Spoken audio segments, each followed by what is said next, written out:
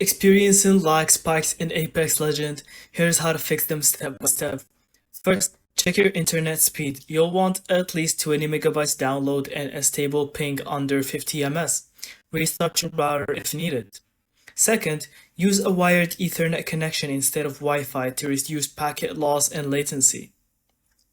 Third, in-game, open settings and then video, and then lower options like tester streaming budget, shadows, and anti-aliasing to stabilize FPS. Also, go to settings and then gameplay and disable adaptive resolution FPS target if it's causing fluctuations.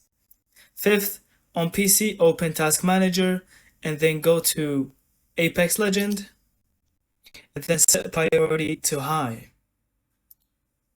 Sixth, make sure your graphics drivers are Windows and Windows are updated and fully up to date.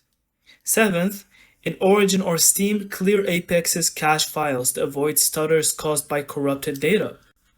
Finally, if lag spikes persist, use a gaming VPN to stabilize routing to EA servers. Follow these steps and your Apex Legends matches should run much smoother. And thank you so much for watching. I hope you found this video helpful. And don't forget to leave us your thoughts in the comments.